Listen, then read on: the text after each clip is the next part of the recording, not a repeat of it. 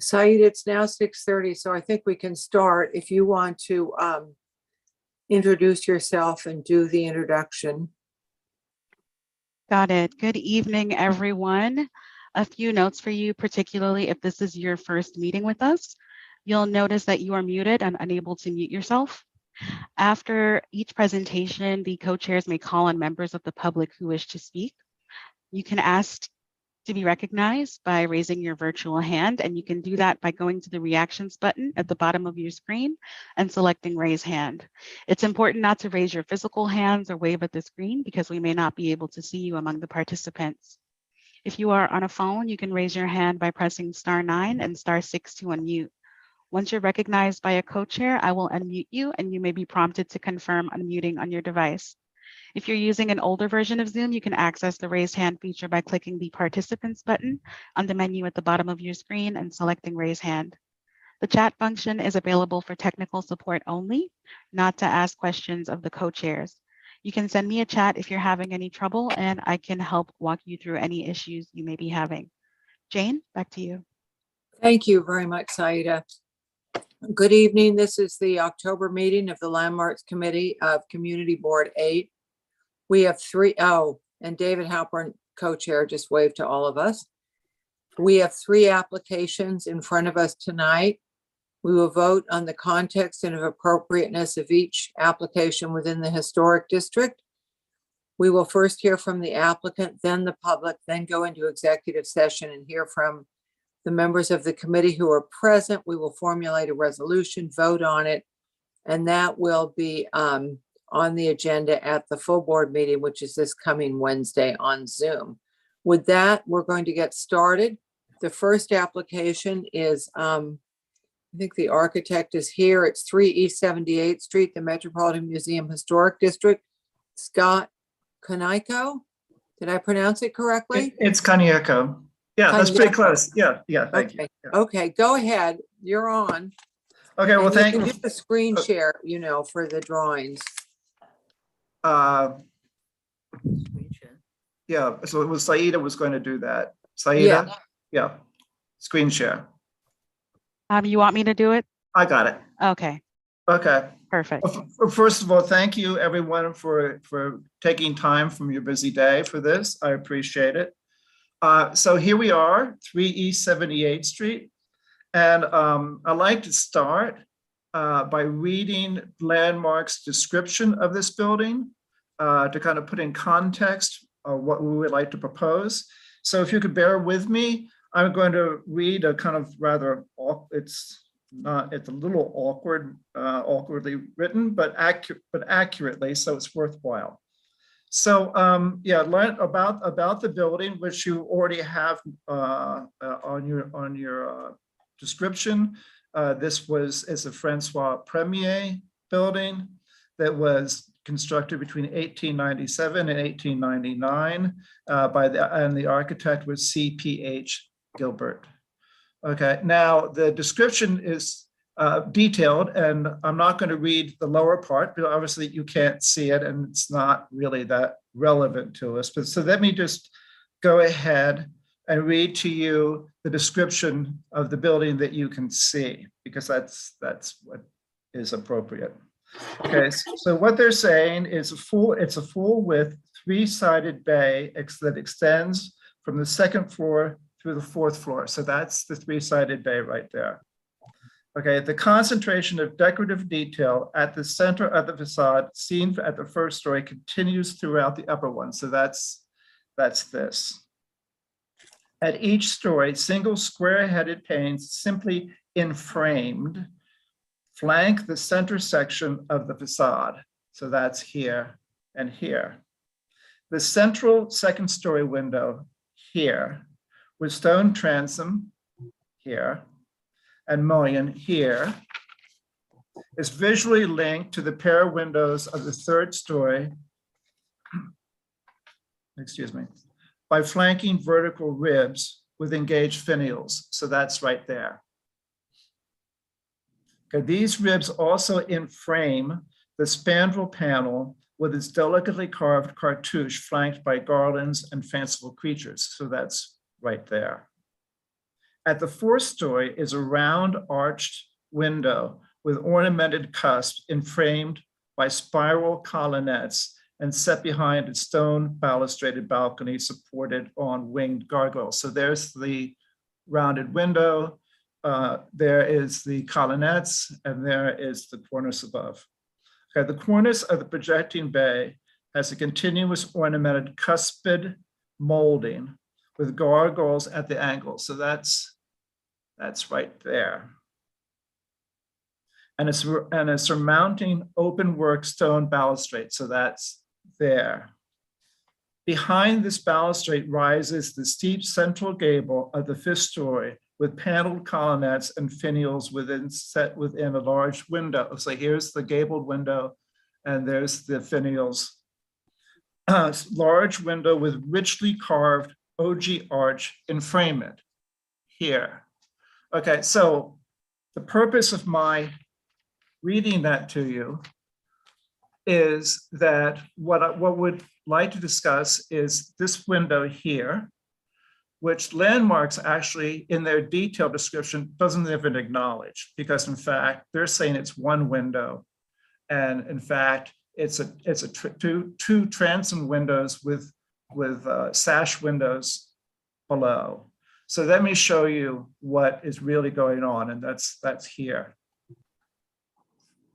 So here is the gable, here is the ogee arch, and here are the four windows that I just mentioned, and there's the arched window below.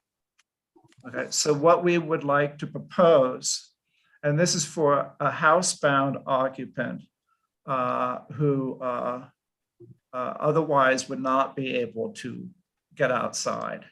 So what we would like to propose is this, which is simply taking out the center mullion that's existing and putting in a sliding door, and of course, and then lowering that so that the balcony is actually accessible, and then to comply to code, a 5/8 inch offset handrail that can't be seen from the street. And then, as I'm sure you noted, this window, this sliding door that we're proposing cannot be seen from the street at any angle.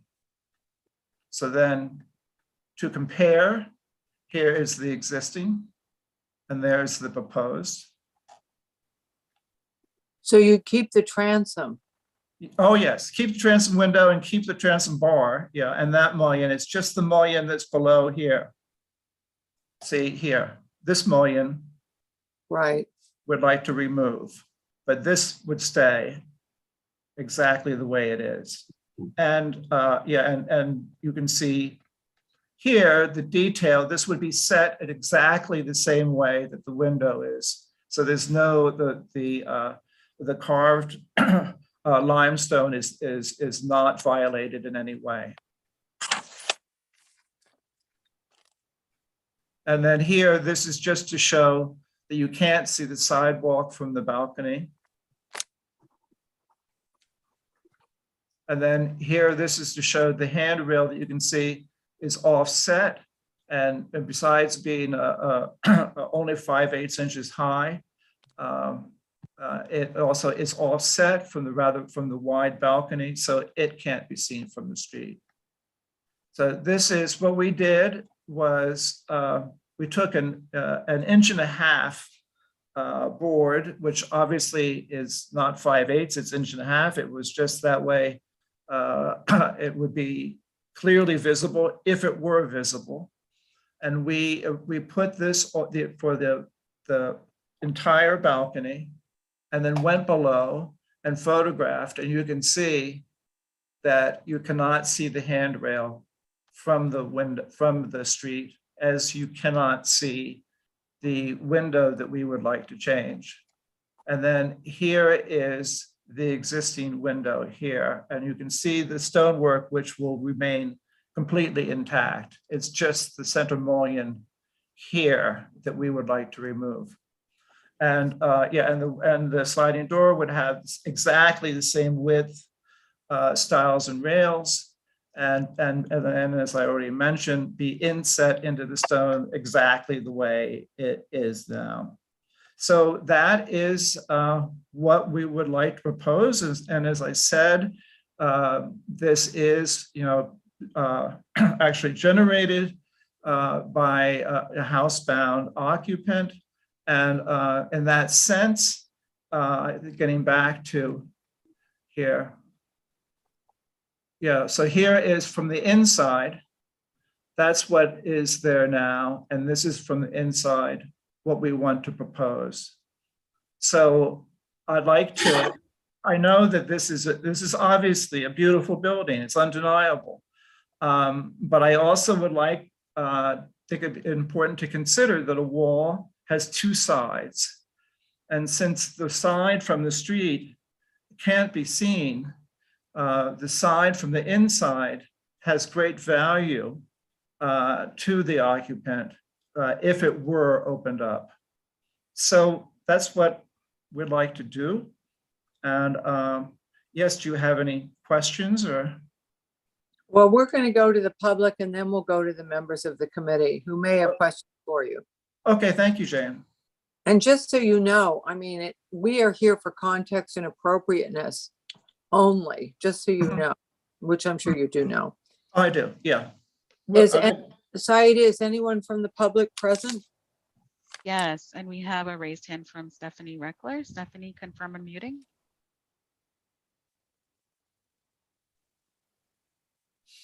You should see something on your device that says unmute. There you go. So the building is absolutely. Your address, please. Stephanie, your address. 885 Park Avenue, East 78th Street. Thank you. Okay. So the building is absolutely magnificent. And your presentation was excellent. But this is a rental, correct? No, it's a condominium. It doesn't Oh. matter. That's irrelevant to our discussion. All right. So if this is this tenant shareholder wheelchair bound? Stephanie, I'm sorry to interrupt. That is irrelevant. We're here for context and appropriateness. All The right. status of the tenant is irrelevant to our discussion. My question is, if the what accommodations have you made for a wheelchair to get over the outside on this terrace? I don't understand. Is it ADA compliant? No, but no, you can see here, there's actually a step. There has to be a step to work with the level of the balcony. But in this case, it is accessible by the owner.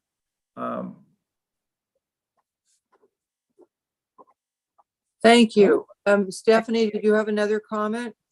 No, that's it. I don't understand how it will work for the tenant, but if that isn't our concern, that's fine. Thank you, Stephanie. Thank you. Thank you for coming. Anyone else, Saida? No other members of the public, no.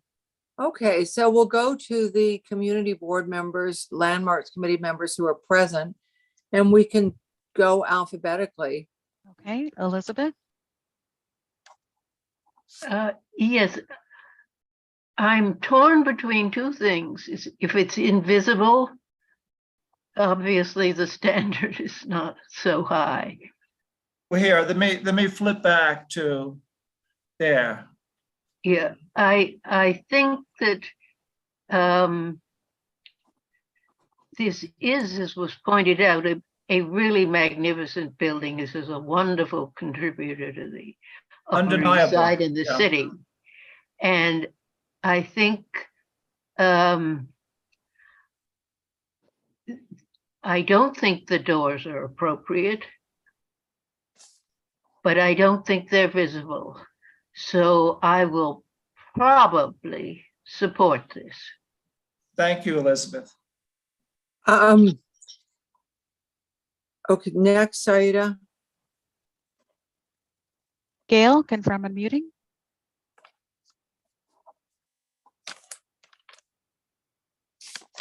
Gail? Okay, maybe we should come back to Gail. Michelle. Thank you. The depth of this balcony is 3 feet. Is that correct? Is that what I thought I saw on the plan at its widest? Yes, here, 3 feet. Yeah. And you mentioned that there's going to be 3'6" actually. 3'6". Okay. And there's going to be on the parapet, there's going to be additional fencing of 5/8 of an inch. Well, here, that would be this right here. Yeah. Right. So what is that made out of? And where does it get mounted? Well, here you can see, Michelle, here it is going across the balcony. These are the supports. Okay, as I said before, it's 5/8 of an inch high. And then it's to be to code, which is, it's 36 inches from here to here. And then to conform to code, this needs to be at 42, which it would be. But So once you're again, not, I'm sorry, go ahead. no, I don't, I just want to make sure I understand what you're saying. The existing balcony is what, 36 inches high at this moment? I mean, Yes. the fencing, you Yeah. have to go to 42. For code purposes, yes. Okay, so that's 6 inches. Yeah. So okay, I thought you said That's 5/8. 5/8. The rail is 5/8 of an inch thick.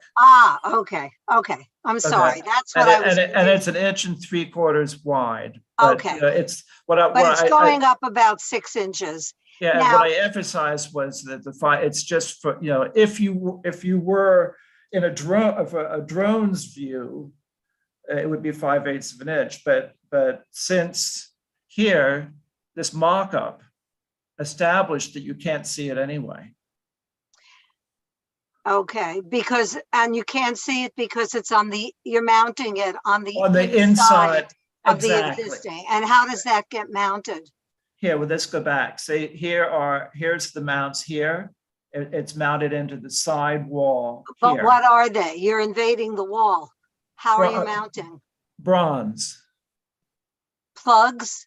Bronze. No. But are they plugs? Are they screws? Are they,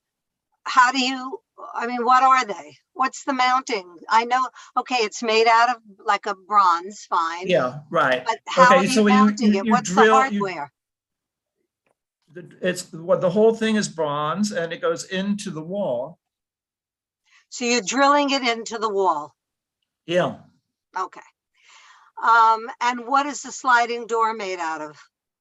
The sliding door is metal clad wood with, as I said before, this exactly the same width, stiles, and rails. Is it the same material as the window you're removing?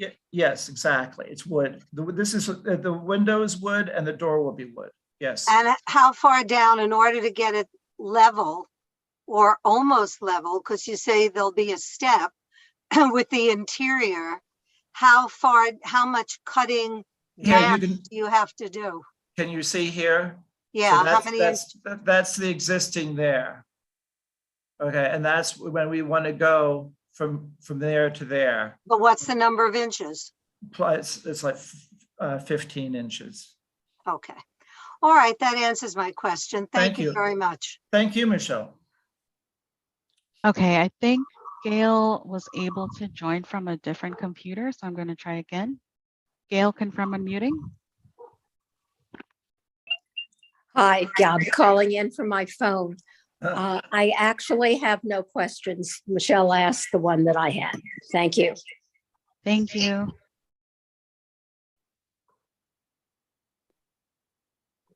Alita? I thank you and thank you for a clear, relatively clear to me, presentation. I am a little confused. Are you wanting to do this for the view of the occupant or for accessibility to the outdoors? Both, but I would say accessibility, being able to get, if the accessibility means, being able to get out in the air, and it means being able to, see part of the park, and being able to open up the whole thing. It really is, from the interior of the apartment, you can see here a huge and important difference. I imagine that it is being able to get outdoors. So I'm wondering. Right now you have to climb out, which is obviously not right possible. for someone who's housebound, right? I mean, I have a hard time climbing out. It's difficult. Well, because what I'm wondering, and maybe we're not supposed to do this, if it would be possible to kind of reconstruct the mullion idea a little further out to enable sliding glass doors to go back and forth and yet not disrupt the look of the building as much as this kind of slider does. Sliders are really ugly in themselves always. I'm not convinced it's not at all visible from the street. I know from the way your photos are, but it doesn't mean from the corner of Fifth Avenue or from Central Park that that's not visible. And that's why I'm asking about doing something to preserve the look of the mullion while also enabling the occupant to have access outdoors. And that's my only comment. Well, also please note that the sliding door is set back. It's recessed into the wall. Okay. Next week. So that in itself makes it something that does not really disrupt the building. If you were in a drone, Okay. Thank you. Next Thank we you. have Anthony. Thank you. Thank you, Said. It's good to see David back among us with his gavel in hand. Now, thank you, actually, Scott, for a reasonably clear presentation. I think, in a way, I think Alita has hit on something. Have a really hard time with this. Having worked on a CPH Gilbert building a number of years ago, I think that there are other ways to solve this problem, and to make the windows, even if they turn into sliding doors, bigger, and to retain that center mullion. In looking at the composition, it seems to me as though that center mullion, which disappears at, I guess it's the 4th floor, reappears in the attic floor, and it does so for a reason. Now, I may not be able to articulate it since I'm not CPH Gilbert, and the Francois Premier style is while one of my favorites, not one I'm really good at. But I think that there's something to be said for what you are proposing to be the missing mullion between those two windows. And I think a lot of other things that come into play here are that it was clearly never the intention of the architect when the building was built that anybody ever go out there. Otherwise, there would have been a door. And creating a door that is all of 5 feet 8 inches high is not going to be particularly conducive to someone being able to easily go outside. Anyone of more than absolutely dead average height is going to have to stoop to get out anyway. I'm not sure. I'm sort of torn because on the one hand, as Elizabeth pointed out, you can't see it from the street, or at least we don't think we can. But on the other hand, it feels a little bit like a violation of the original architecture. And as such, I have not quite made up my mind. Thank you. So may I comment? No, we're just going to go through Okay. the rest of the committee members. Thank you. Marco? Thank you, Jane. I think Alida and Anthony touched the most important part. The fence is fine. I don't think it's any problem to comply with the code. I think it's a very good, smart decision. But the window and to preserve the center of the composition, I think I have a very hard time to understand. Your point of view is basically you try to use some loopholes in the declaration, and that is where you try to establish your point. And I respect that. And but it's still, again, to maintain, like Anthony said, this is a violation of the concept of the design. I think that part you can work it out better. You do. I think you're a very skillful professional. I don't have no doubts of that. And I think you can do that. In addition, I would like probably to help you is now by code is required to have an operable window for illumination and ventilation. And that's your case in ventilation. That will be the case. Probably in the third application, we can discuss that part. But the main issue, I'm still concerned with that part. The fence is perfectly fine for me. Thank you. Thank you, Marco. David? Can we look at the elevation again, please? Do you want to see the drawn one or the photograph? No, drawn one. What is the height to the underside of the transom?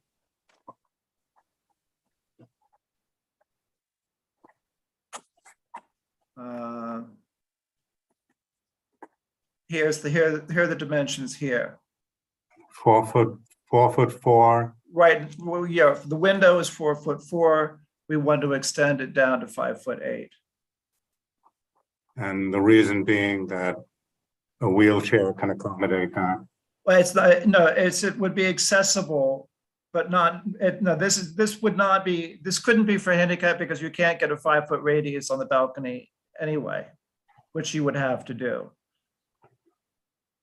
So this is for someone, as what I said in particular, is housebound for health reasons, but could access the balcony with just that one step. The apartment is a leveled apartment. The living room and the kitchen and the bedroom are all one step apart. So it's consistent. I don't want to get away from context and appropriateness. I just needed to understand what was happening. Sure. I too missed the million. I think that there was a good architectural reason for it, and I don't think we should be losing the million. So I would ask you, did you consider a door as opposed to a slider? That certainly could be done. My understanding with landmarks is if you can't see it, that there are different standards. And then also as an architect, I'd like to add that there's a difference between what you draw and what you are really thinking of when you build.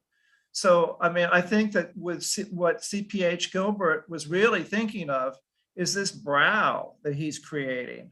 And that's what visually is orchestrating this facade. I think the center mullion was just something that was there. You see, the window below doesn't have one. It's not, Yes, but I think that if he wanted you to have a double width view, he would have done it. And he looks to me like he narrowed the 4th floor very slightly and then opened it up again on the 5th floor to recall those windows. Also, I don't think that sliding doors necessarily create the best view. Still have a vertical mullion in the middle. And if the mullion were a little heavier, there's something quite nice about framed views. So I'm not convinced that the view is necessarily helped significantly by the sliding doors. I think losing the mullion is a big loss. I think that buildings have a certain integrity, and I think we should respect the integrity of this building, which is that mullion. And I think that, as everybody else has said, there are other solutions It's not up to us to propose them. It's only up to us to comment on what we're seeing. And what I'm seeing, I don't think is appropriate. David, thank you. Thank you. Saida? Yes, I think I forgot Kimberly. Oh, Kimberly, is she here? Yeah, Kimberly, confirm unmuting. Sorry about that. It's quite all right. I don't have any questions, so please continue. Oh, thank you, Kimberly. So no one else, Saida? So I am going to vote against the application. CPH Gilbert was one of the foremost architects of houses, residences, the United States Customs Building downtown, now the Museum of the American Indian, one of the premier architects of the early part of the 20th century going into the mid-century. I don't think we should be tampering in the slightest with this gorgeous building. And even if this balcony and the window is invisible from the street, it's there, it exists. And sometimes that's enough of a reason not to tamper with it. Maybe the rest of us can't see it, but we know that it exists. And for that reason alone, I don't think we should be tampering with it. Then, as Michelle pointed out, adding the 6-inch railing will involve putting screws into some of the original historic fabric of that balustrade or balcony railing up there, which I don't think we should be doing either. I feel very badly about the occupant, but you're right next door to Central Park. I'm sure there's an elevator in the building, and I'm sure there is access in some way to fresh air. So I will be voting against the application as presented. Thank you. Okay, that means it. Oh, Michelle has a hand raised. Go ahead, Michelle. Thank you. I'd like to make a motion to disapprove for all of the reasons that everyone mentioned, which I assume would be in the whereases. Do we have a second? Second.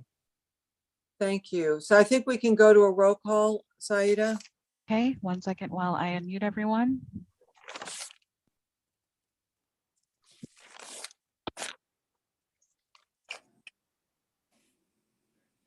Elizabeth? Yes. Oh, yes, right. Yes, I know. Gail? Yes. Michelle? Yes. Alita? Yes. Okay. Anthony? Yes. David? Yes. Jane? Yes. Marco? Yes. Kimberly? Yes. We have a unanimous disapproval. Thank you. We're going to move along to number 2 on our agenda tonight. 22 East 81st Street, the Metropolitan Museum Historic District.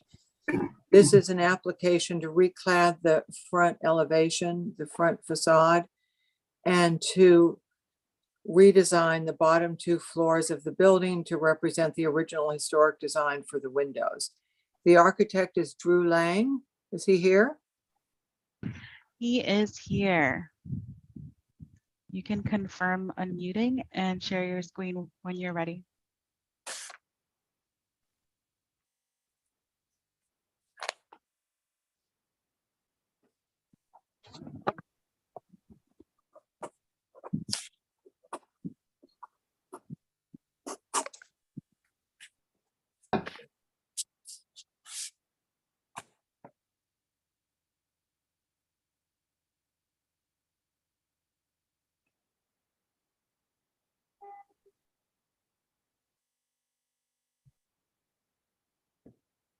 Lang Architecture, you can go ahead and share your screen.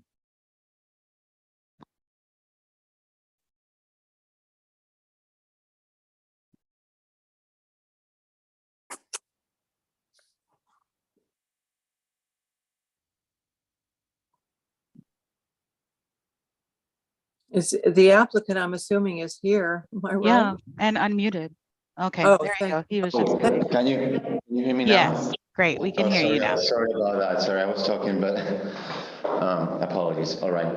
Thank you.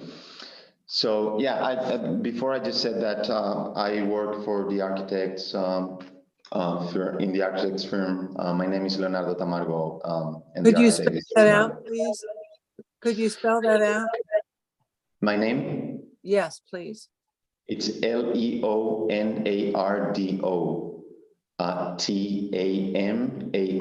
Tamargo, Leonardo Tamargo.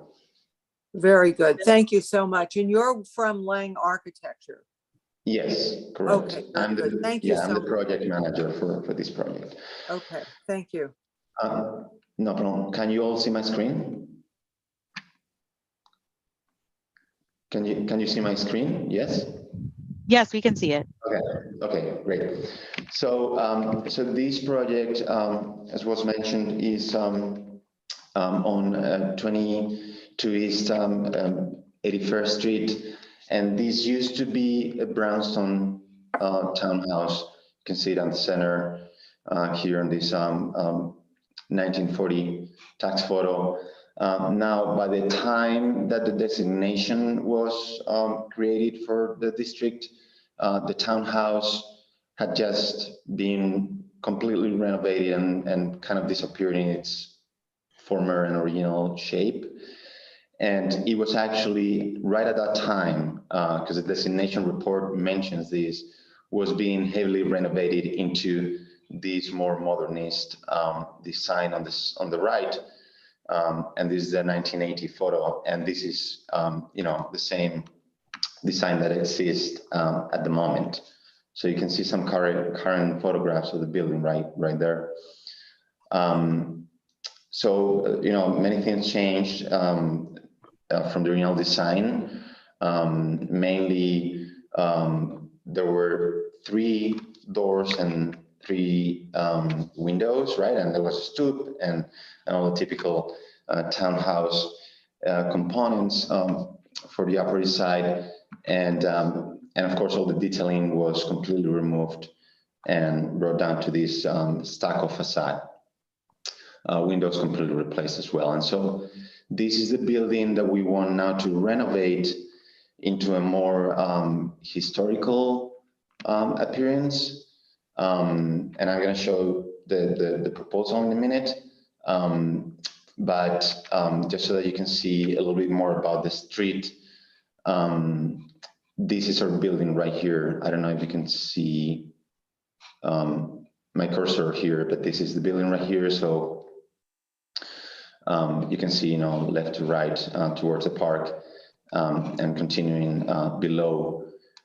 You can see all the variation that exists. It's a very eclectic street, and we, in particular, this owner would like to renovate this facade, but not necessarily into a brownstone facade.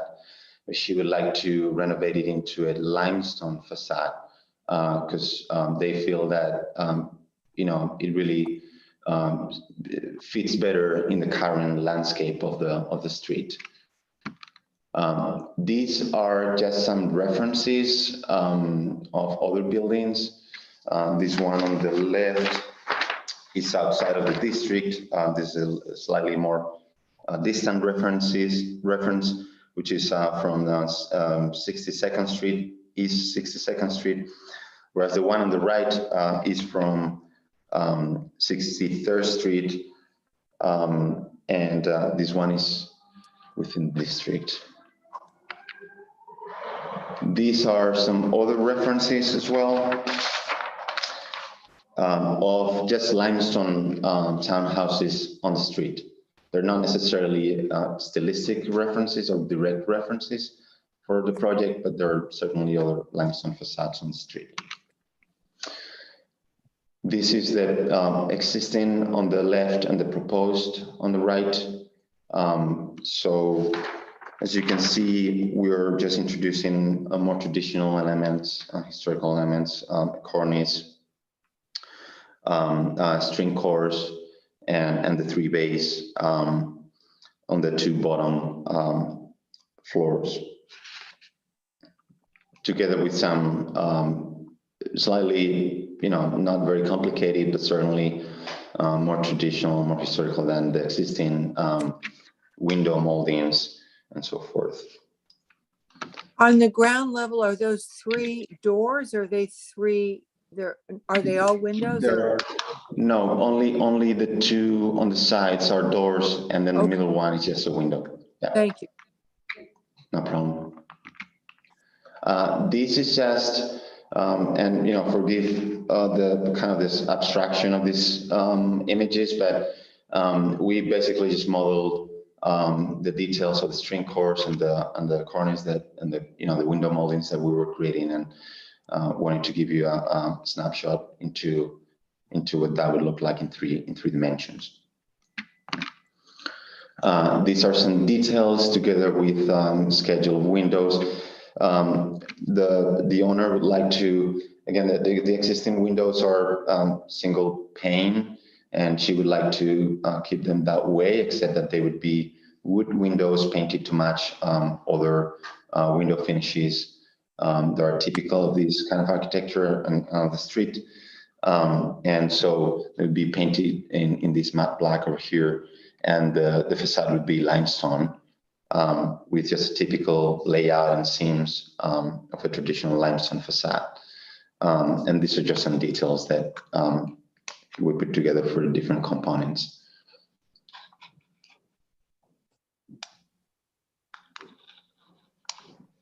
And that's... Is that the extent of your presentation? Yes. Thank you. Thank you. I just wanted to ask one question before we go to the public. The original windows for the original brownstone house, were they double? Yes. What kind of windows were those? They were double hangs. Yes. Okay. Thank you. No. Saida, is there anyone from the public present? Yes, Stephanie Reckler, confirm unmuting. Yes. Can you tell us what you're doing about the air conditioning? Right. We're taking that out. We're not. We're definitely taking it out from the facade. I'm not aware of whether the owner is thinking of replacing that in the future or not internally with some other mechanical system, because the scope of the project is solely on the facade renovation. But the AC will definitely not be a part of the new facade. Okay, thank you very much. No problem.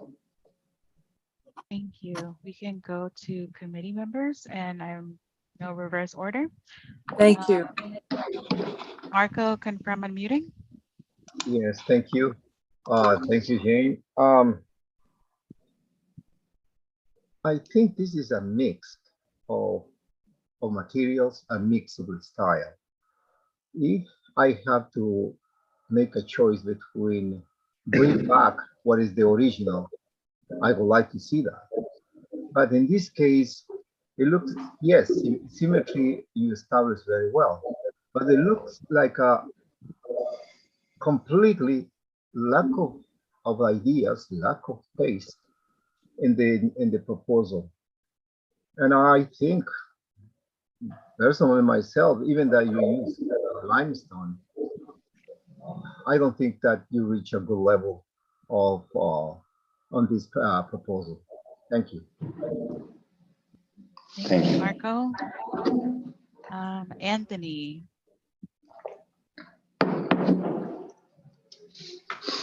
Okay. Oh, sorry, Anthony. Hey, okay. You knew I was going to say a lot. Oh, sorry. So, and I apologize in advance. This proposal makes me sad, and it makes me sad because I know this building well. It was renovated during, actually it took most of the decade of the 70s. It wasn't finished till 79 after designation. It was a renovation, an early work of Robert A.M. Stern. And when it was built, it was intended that the owners would live in the 2 lower floors plus a sort of slightly lower lower floor, almost like a triplex, and that the 3 upper floors were to be rented as apartments. And what that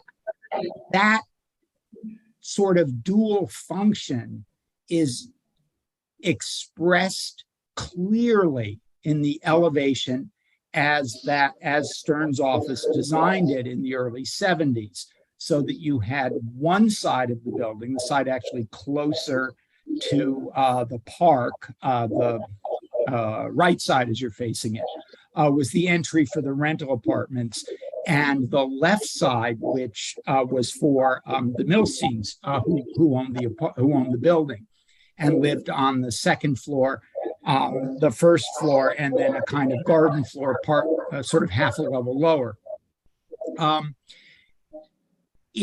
It saddens me, not so much because I really love the architecture, which I don't, and I didn't even in 1979, but it saddens me because your proposal is so timid. You are taking stucco and replacing it with limestone. Big deal. You're drawing lines across the facade that are so shallow as to be functionally and ornamentally meaningless.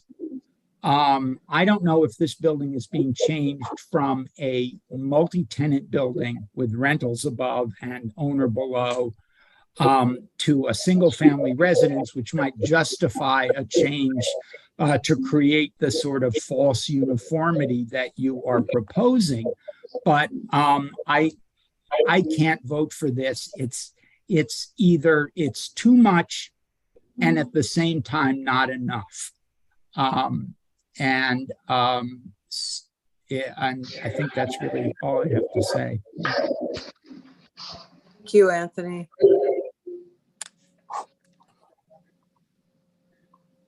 Okay, Alita. Thank you. I was looking at it and trying to follow what Anthony was saying. I have a question for the architect. I'm not clear. Are the window frame, what color is that going to be?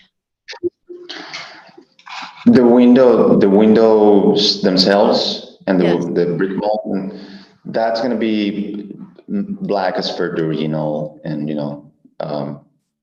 other references. That's what I thought. How typical is that in historic districts to use the black against a limestone? It feels, while there's some ornamentation, to just be another iteration of something very modern, or too modern for the block, especially given, could you just go back to the street facade? I don't want to confuse it with the other one that we just saw. Thank you. So that building, and there's a lot of depth of windows and some ornamentation. It certainly doesn't feel like a row of modern buildings, even the apartment building, and it just feels way too austere. So I don't think that I can vote in favor of this, but thank you so much for your presentation. Thank you.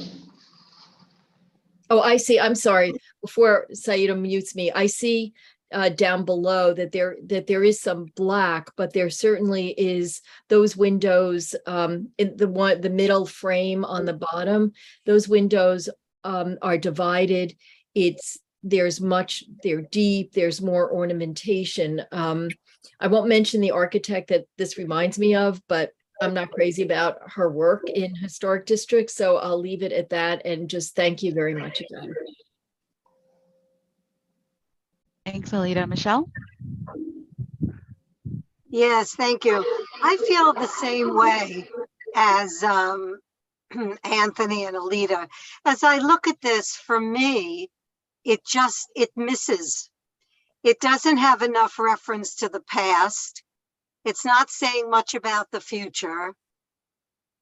To me, it was sort of an attempt to put a few moldings around the window and call it a reference to the past.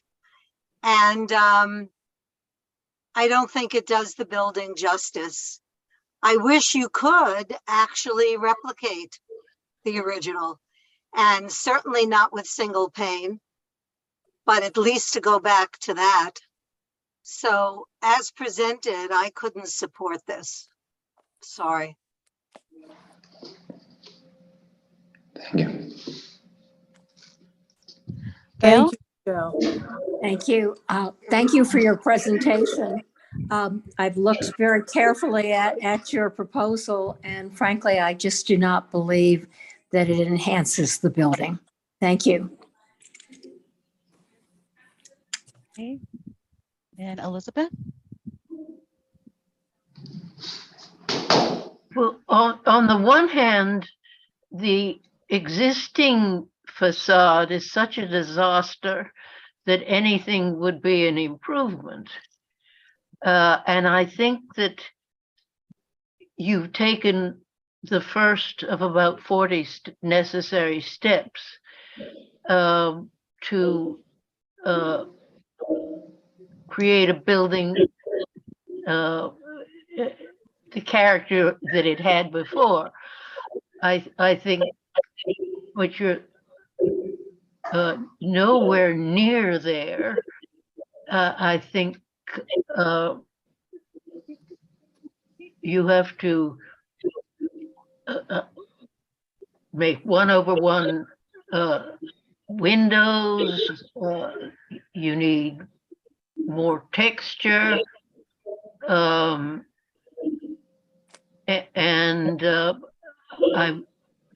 I support improving something that can be nothing but improved, but I don't think we're anywhere near where we should be. And I hope you'll come back with a more advanced, better proposal. Thank you. Thank you. Elizabeth. Kimberly? Hi, thank you. I won't belabor the point just because my colleagues have made it several times now, but I do wish that this enhancement looked a little bit closer to what the original facade looked like. And I echo the points that, that leaves a bit to be desired. Thank you. Thank you. Jane? I'll let David speak first. David has very little to add because I think everybody has pretty much caught the problem here. I'm not sure whether it's a classical building that got stripped down or a building that wants to be a classical building, but it's nowheres right now in terms of what it is, and very disappointing, and I can't support this. Thank you. I too will vote against the application. I think we're ready for a resolution. I think one thing the architect should think about are double hung windows. In any case, does anybody want to propose a resolution? Michelle? So motion to disapprove for all the reasons so stated and being included in the whereas clauses. Okay, seconded by Marco, Alita, Gail. 1 second while I unmute everyone.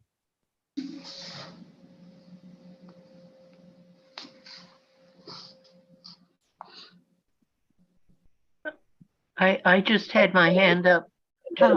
Yes, you can go ahead and, for a question, Elizabeth? Elizabeth, do you have a question or do you have your vote? No, I was just seconding the motion. Okay. Well, we're doing the vote now. What is your vote? Yes. Okay, thank you. Gail? Yes. Michelle? Yes. Alita? Yes. Sarah? Oh, Sarah, I think stepped away. Anthony? You are still muted. Yes. Okay. David? Yes. Jane? Yes. Marco? Yes.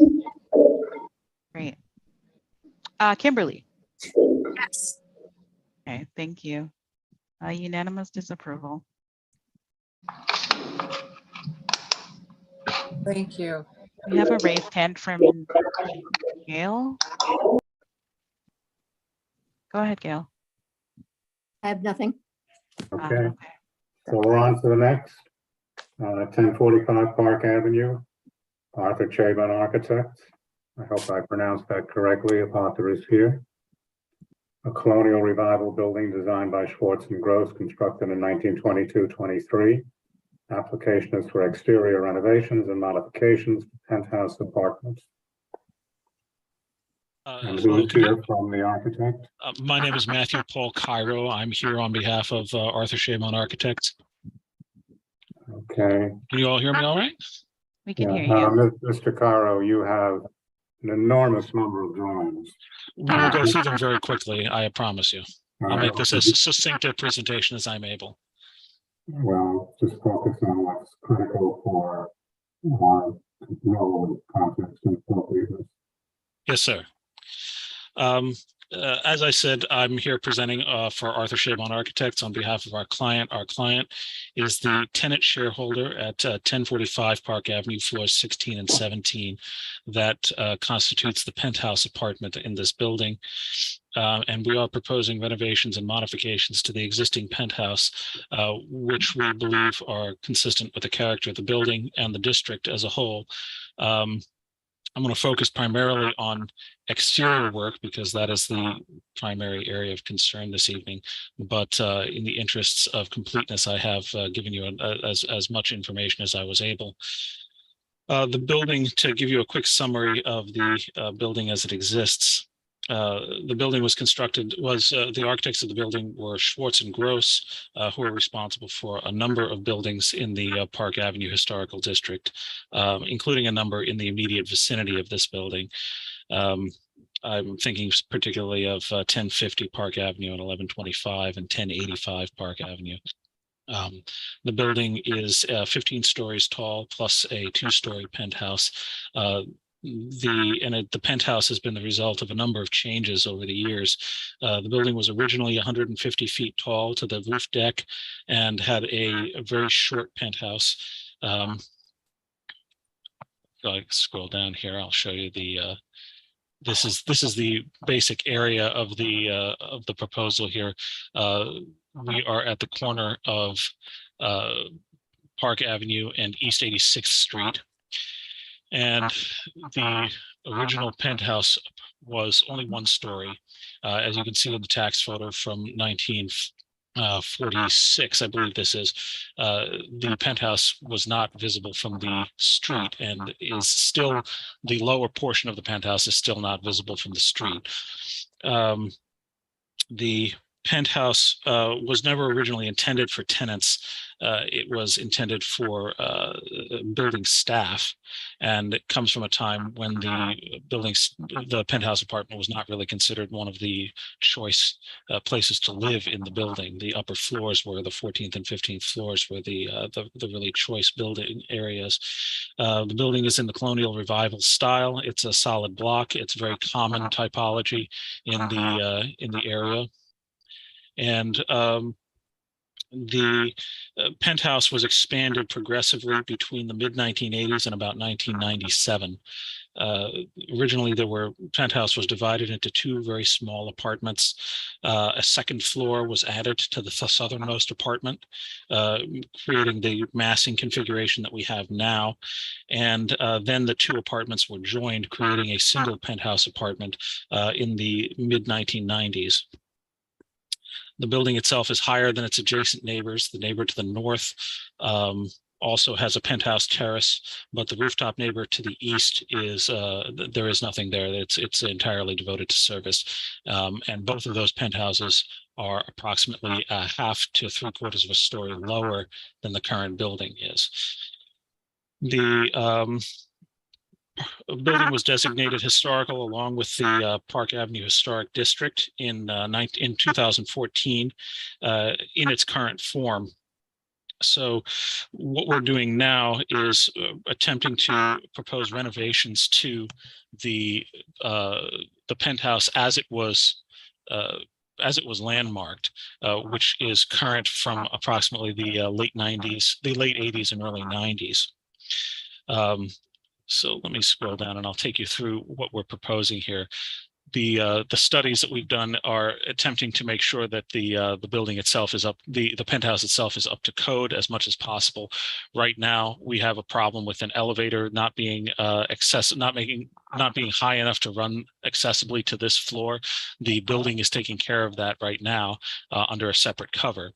But in terms of the exterior changes that we're proposing in terms of massing, there is currently a stair between the first and second levels of the penthouse apartment at the back of the building. There's an old bay window, which I don't believe was a part of the original building. It was built, I believe, in the 1980s, along with the first subdivision of the apartment. And then there's a cupola at the top of the fire stair. We would be proposing to remove those, replace the fire door and include and ensure that the egress is continuous, and then use the FAR thus regained to square off the second floor of the penthouse in order to create a more consistent second floor massing. Move the chimney on the second floor fireplace so it is on center with that massing, and then to create a new stair from the first to the second floor of the penthouse underneath a new glass enclosure, glass and metal enclosure, which would be a stair that's at a shallower slope than the stair currently existing. Currently the stair that exists has risers that are approximately 8.5 inches high. This would take it down to 7 5/8, which would make the slope of the stair much easier to use, although slightly longer than it currently exists. In addition to this, as I scroll down here to the remainder of the project, sorry. There, you can see this is our proposed demolition plan. This is the proposal for the plan as it currently exists. We would be squaring off this area here and extending the roof terrace off into the area just to the west of the existing water tower, which we would not be modifying. These are the elevations as they currently exist: north and east, west and south. These are an overlay of the proposed changes that we're making here in terms of the plan. We'll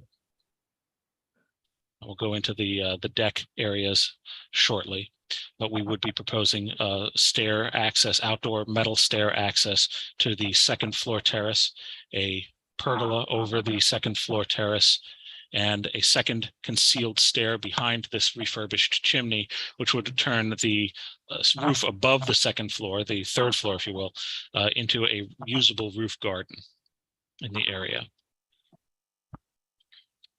That was just gas routing to show that we, in addition to the work on the second floor, we would be routing a new gas line to a gas fireplace on the second floor so that the chimney and fireplace currently on the second floor would be operable with a unit fireplace on the second floor.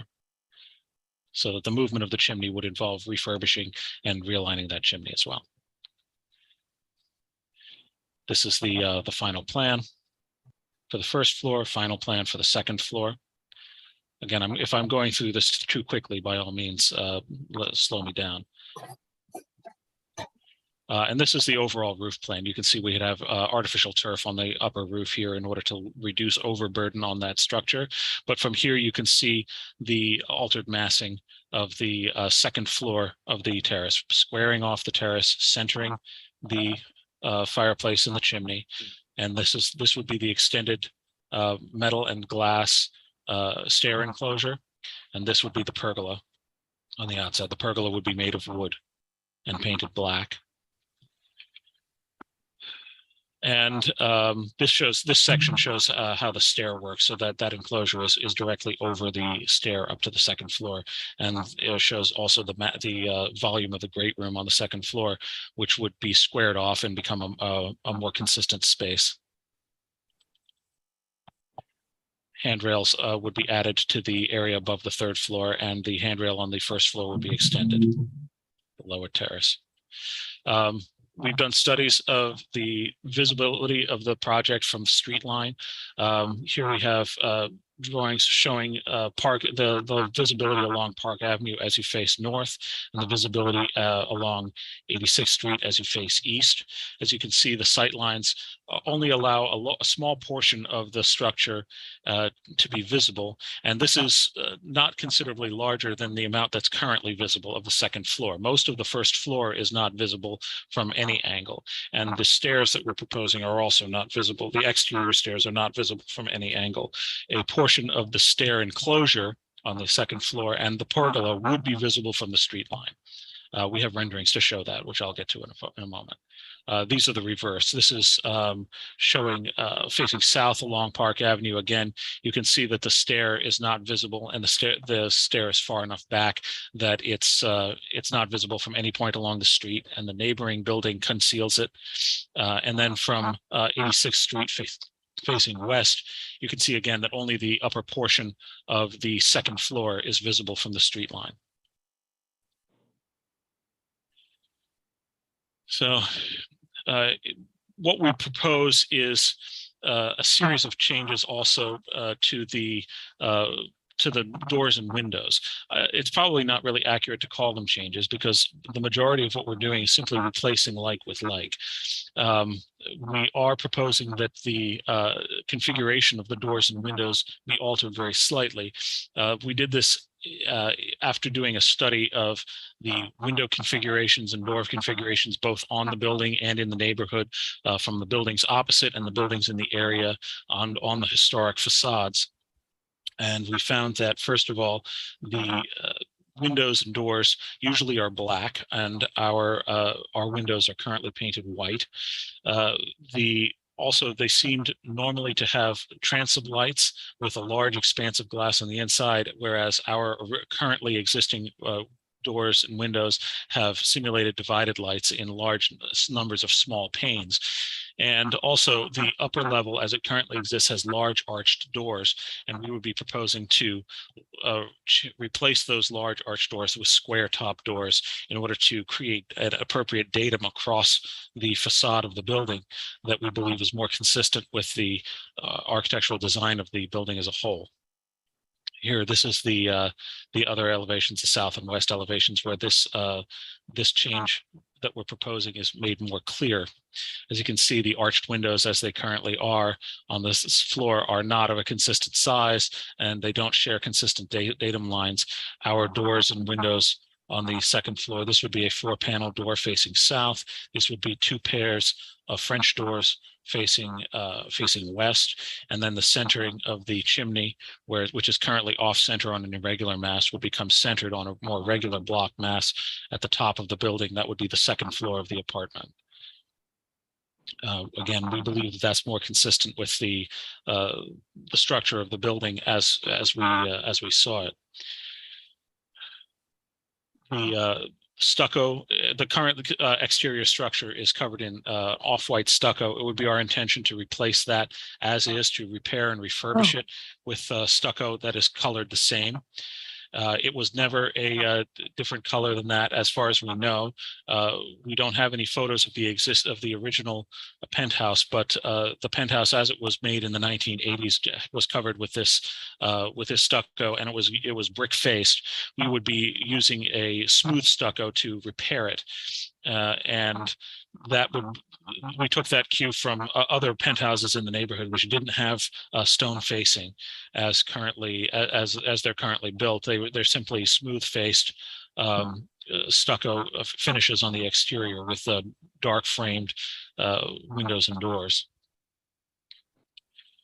These photos are showing on the left, you'll see the photo of the existing structure, and on the right, you'll see our rendering showing the intended visibility of the structure after completion of our project. This is looking northeast. This is roughly the same view as the tax photo that we saw earlier on. As you can see, the only portion that would change would be that the chimney would change location very slightly, and you would see a very small amount of the upper portion of the railing, the handrail on the second floor garden, the second floor terrace. This is looking southeast along Park Avenue. or along 86th Street rather. And again, you can see that you can already see a portion of the upper building here, and you see the water tower here. The pergola would be visible, but we have tried very hard to keep it in a proportion and scale that is within within the scale of the building and doesn't overwhelm the mass of the second floor of the penthouse apartment. And the squaring off of the second floor of the penthouse apartment would place it on a sort of a regular line that's taking its cue from the vertical lines of the building itself. Here we have looking northeast along Park Avenue. Again, here you see the second floor of the penthouse apartment with the arch-top doors. And then here you see our proposal with a square top 4-panel door, a refurbished chimney. Currently, the upper portion of that chimney is covered with pressure-treated wood slats, which are in a state of disrepair. We would repair them and cover the chimney with stucco in order to keep it consistent with the other structure of the building. And the stair up to the roof garden above the second floor is far enough back and that we were unable to see it in our rendering from the second from any point along the street.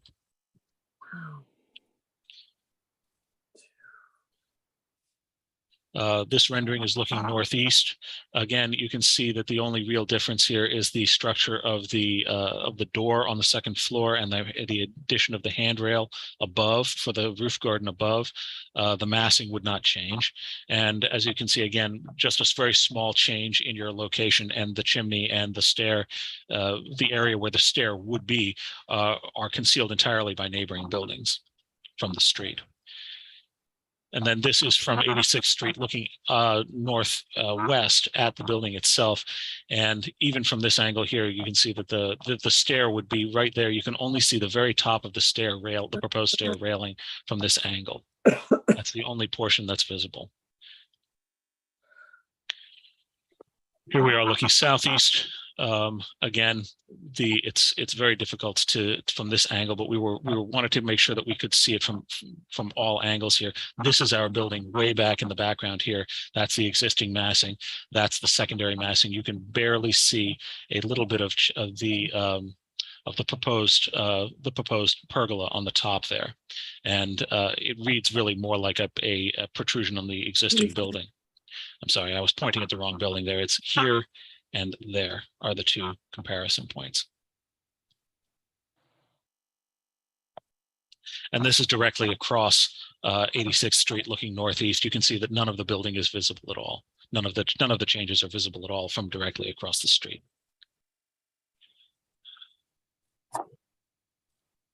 Again, just a finished version of the elevations north and east to show you how our proposal works. And you can see that the stair between the second floor terrace and the terrace above the second floor, the third floor terrace, is set back considerably from the parapet to the point where it's not visible from any point on the street.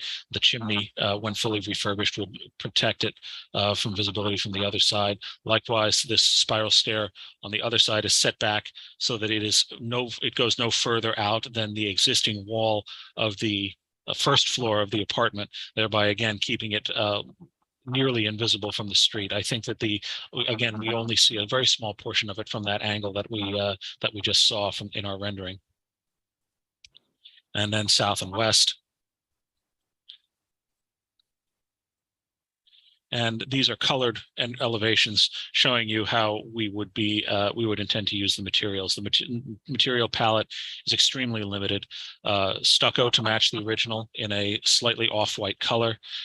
Kynar aluminum on wood cladding on doors. The doors on the second floor, because they are subject to more sunlight and more high winds and high temperatures due to the change of the season and the height of the building, would be made out of solid aluminum with Kynar coating. The coating color will be chosen from a set of swatches determined from the existing building windows in order to make them consistent with the colors of the existing building. We've done studies of the necessary walls and are maintaining the appropriate fire ratings on the inside. We're also cognizant of waterproofing. One of the reason for this in particular is this detail here. One of the big problems that the building is currently experiencing is that the flashing and waterproofing around the existing windows and doors has begun to fail, because those windows and doors were installed in about 1997, and they are no longer able to keep water out of the building during storms. So we've had an enormous difficulty with water infiltration in the building. So part of our renovation and refurbishment would be removing the existing flashing, replacing it, repatching all of the stucco, and also we've proposed window and door details. Those are interior waterproofing details, and these are interior details of our stair here, primarily for the stairs, but I'll come back to this in a moment. The waterproofing details require us to reconsider how the windows themselves are set into the wall of the penthouse apartment. I have details to show that. This is a detail of the pergola shown in white, shown in wood rather. This would be painted again dark charcoal gray to match the windows and doors. And this is the stair enclosure. Again, this would be metal and glass with divided lights to match the windows and doors.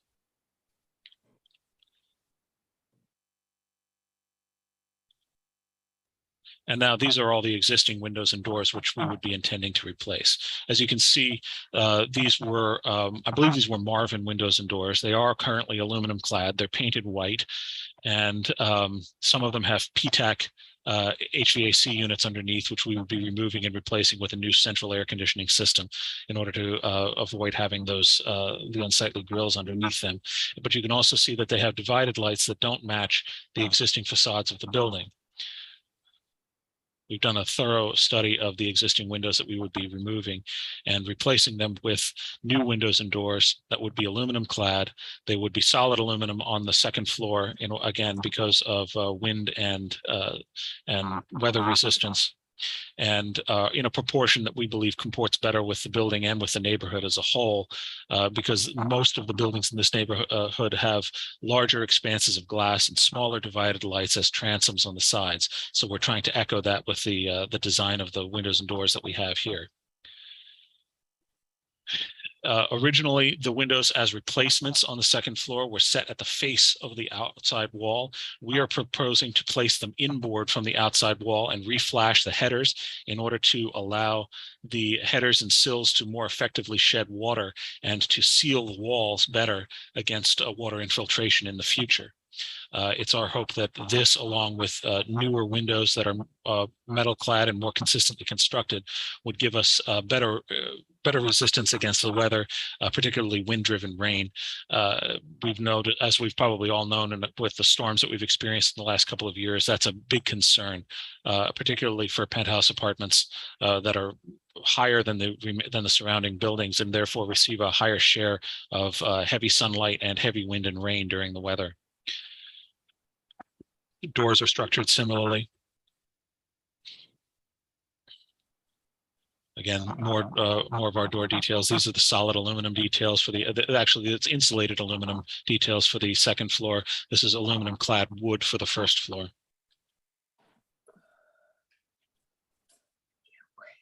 And then these are photos of the existing conditions.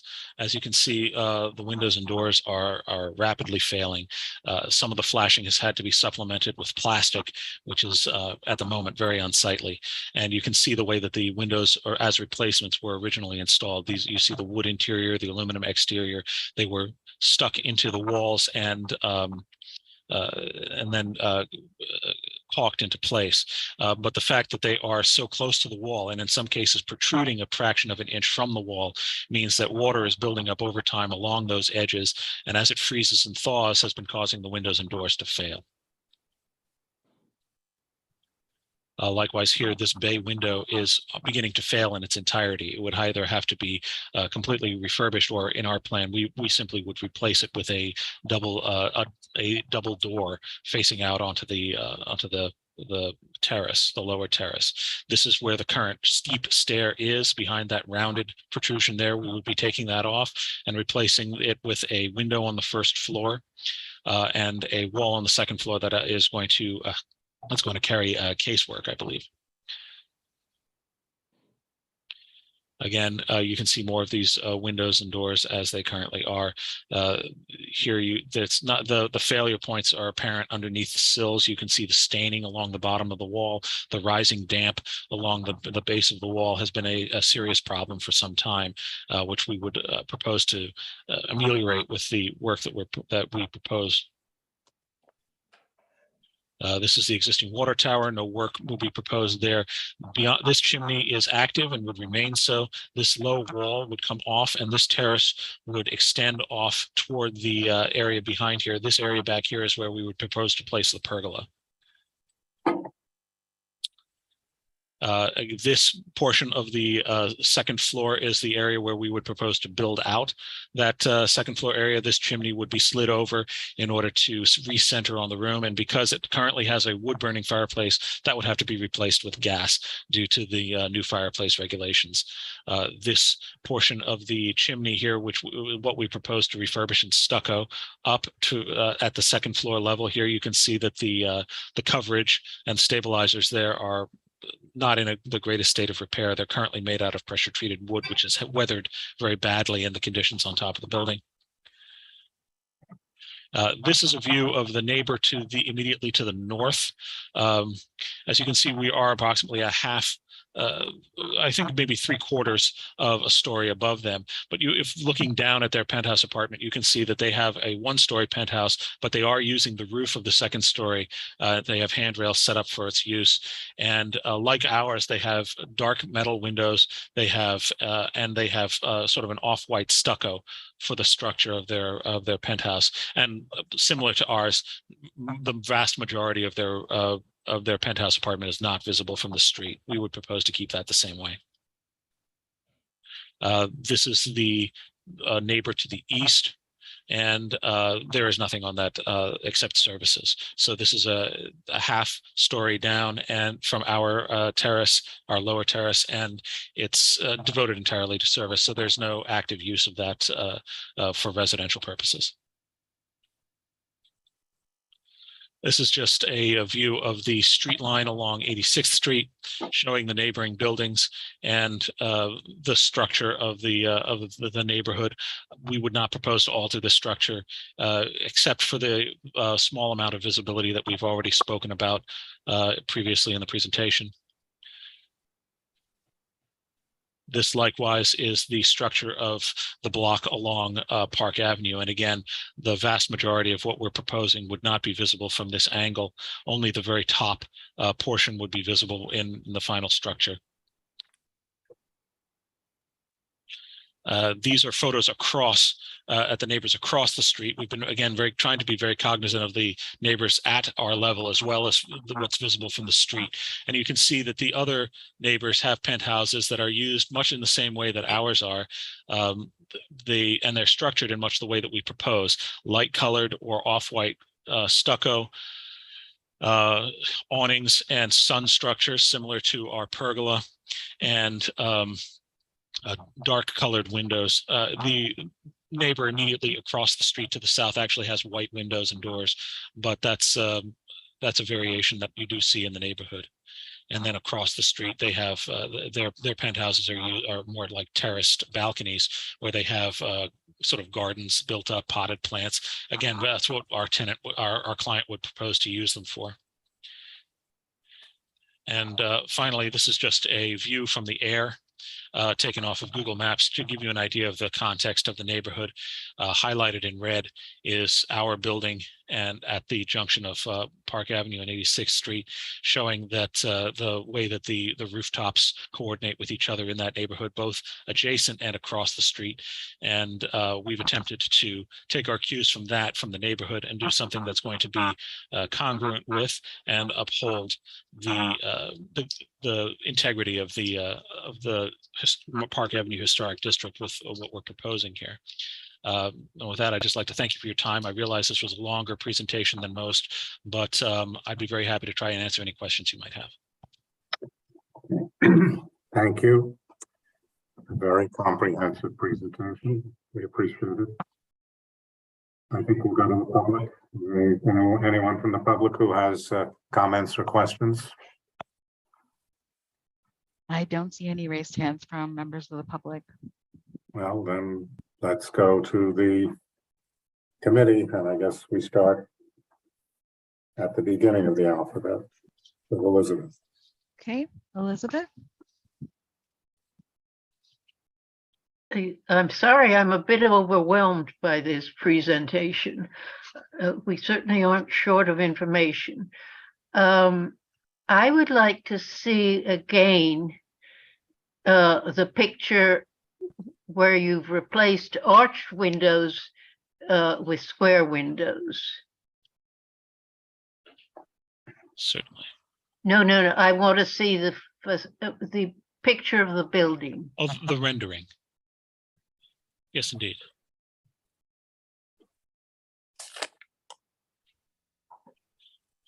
Let's see here. Forgive me, I sometimes forget my size. Here we are. Is this the one you mean? Excuse me, I'm going to have to mute myself. My dog is barking. I'll be right. I'll be back. Go to the next person, please. Okay, we'll go to Gail. Thank you very much for definitely a comprehensive presentation. Were the arch windows original to the building? No, they were not. They were installed with the second floor of the penthouse in 1986.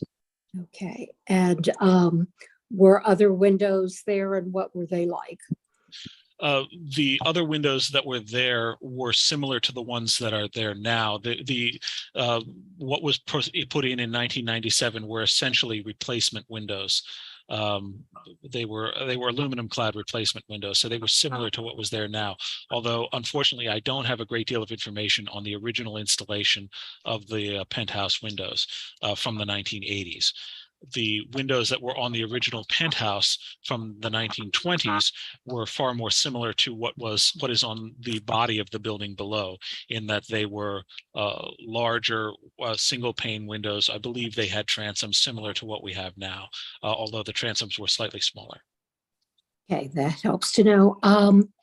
And as far as the most of the windows that are in the building currently, are they aluminum? Are they wood? Are they another metal?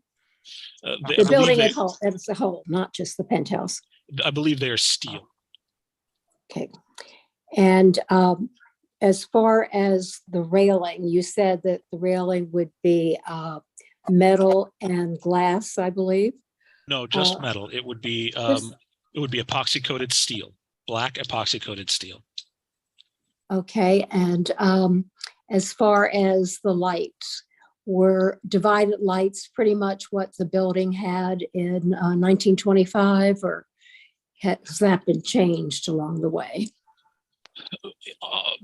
The lights on the building are more or less as they were in the 1920s. The only change that's been made to the facade of the building, as far as we know, and this is based on the designation for the historic district, is that the facade was cut through all HVAC units sometime in the late 1970s, I believe. And you pointed out when you're talking about sight lines and visibility that very little could be seen from the second floor, the lower part of the penthouse. And when we're talking about sightlines, it's very hard because you're looking and you're showing lines that go from point A to point B. But can you even kind of explain percentage-wise where you go to different parts of Park Avenue and the surrounding neighborhood? What are we talking about when we say little? 5%, 3%? Right now, sure. I think I understand your question. Right now, we're looking northeast toward 86th Street from Park Avenue. That is the fullest. What we're looking at on the screen right now is really the fullest view of the building. And there, I believe you're seeing, if I had to hazard a guess, I would say approximately 15% of the whole penthouse structure. You're seeing the upper half of the, you're actually seeing the upper quarter of one half of the second floor of the penthouse. That's helpful to know. And as far as the penthouse, going back to Mr. Nast and all, was it always stucco or was it brick like the rest of the building? It was originally the walls were originally composed of structural ceramic tile, and the original exterior, I believe, was stuccoed. Okay, well, it's a beautiful building on balance. The middle sometimes maybe not quite as much, but the hair and tortoise certainly on the frieze on the third floor is marvelous. So thank you very much. Thank you. So? So back to Elizabeth. Oh, okay, we can go back to Elizabeth. Elizabeth?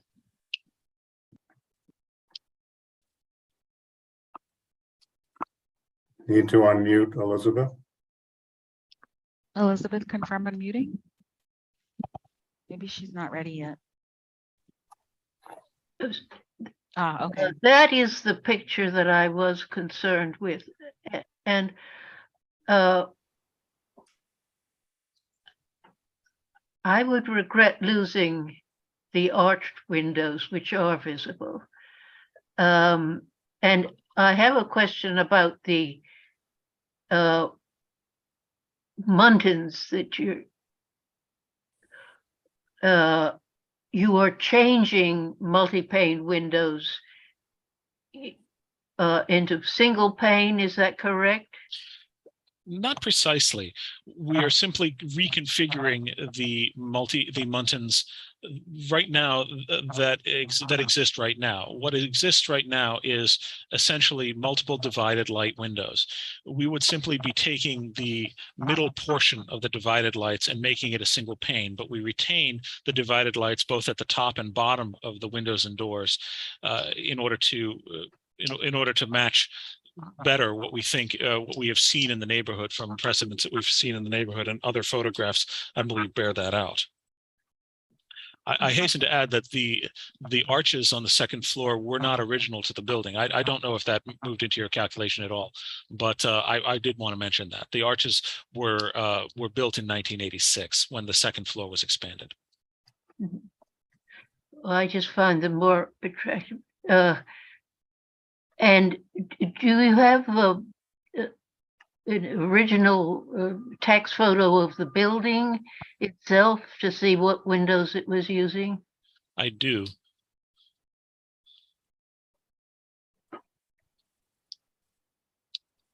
Mm-hmm.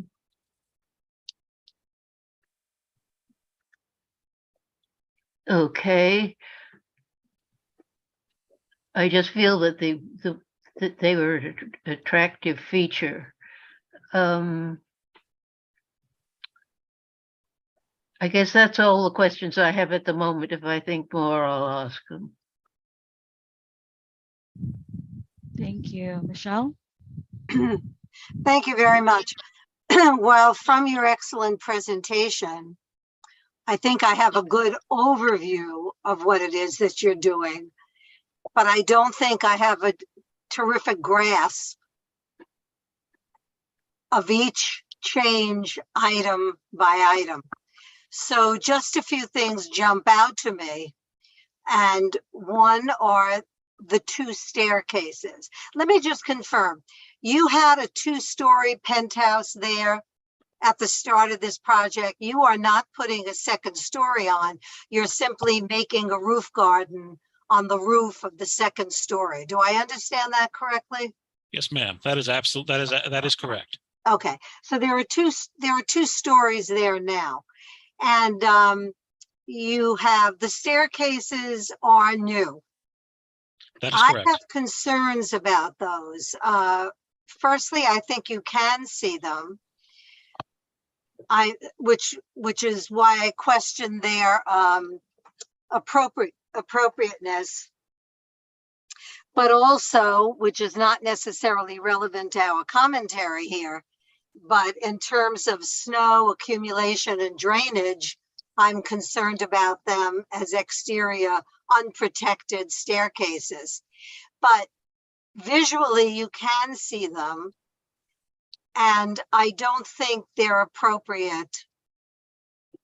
They appear on the facade of the building. They appear to be part of the facade. At least one of them does.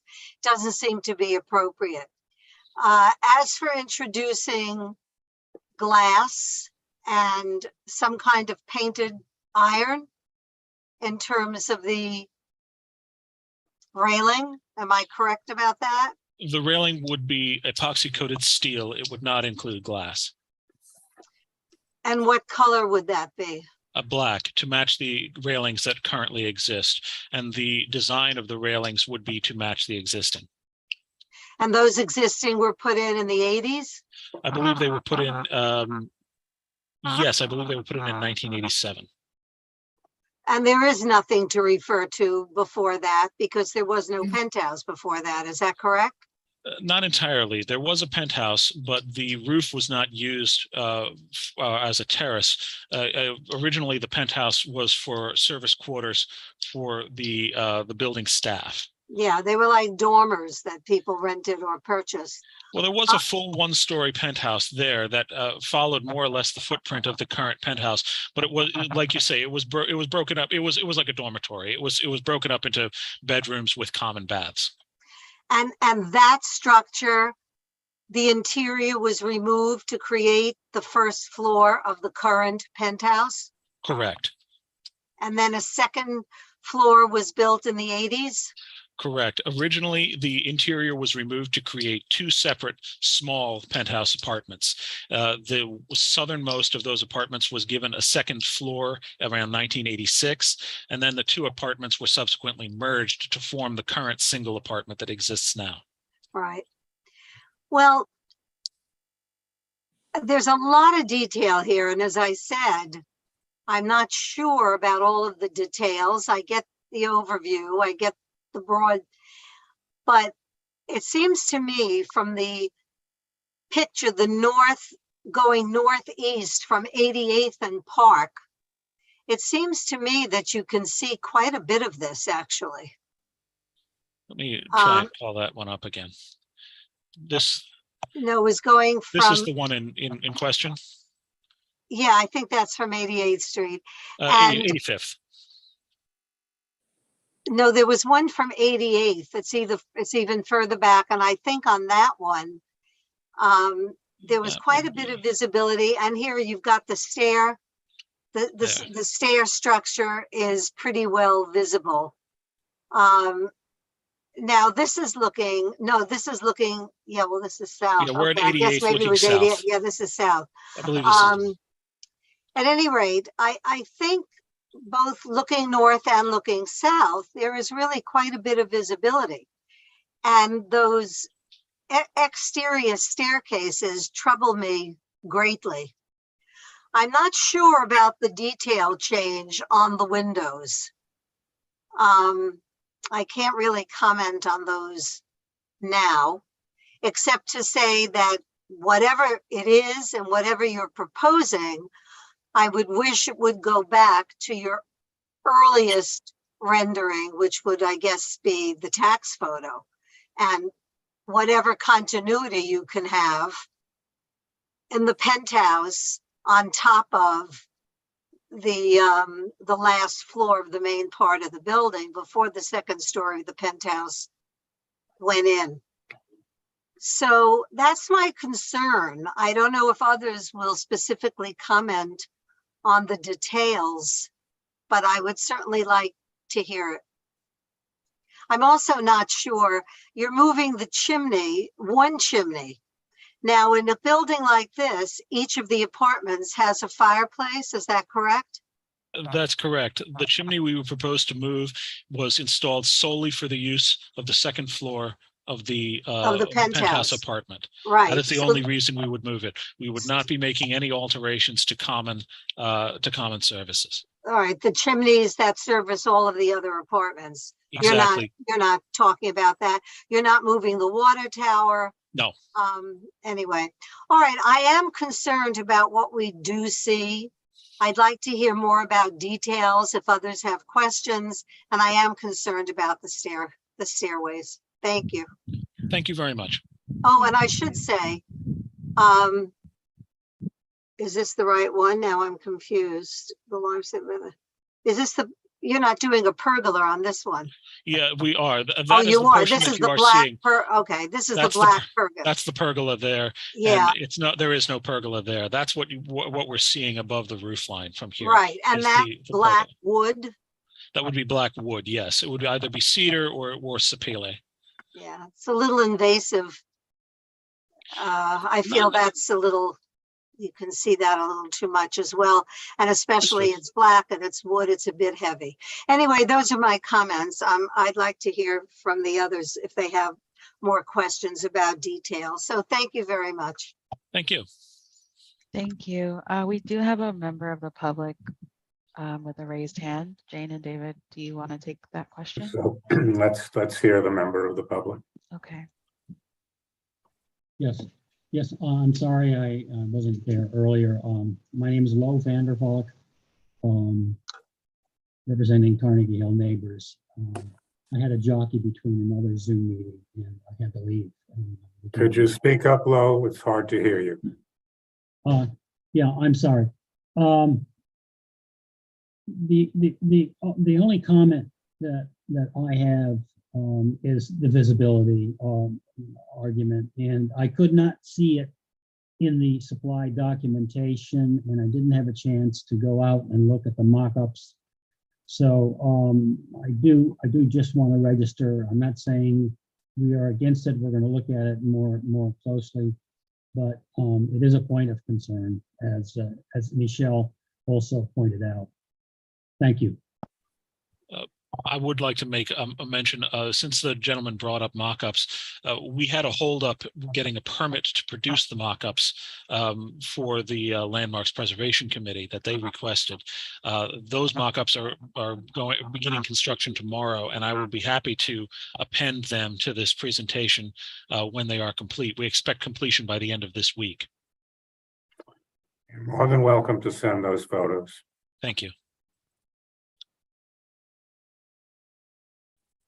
Thank you. Okay, back to Alita. Confirm. When are they going to Landmarks? Well, they would go to Landmarks after we have worked this to approval of the community board.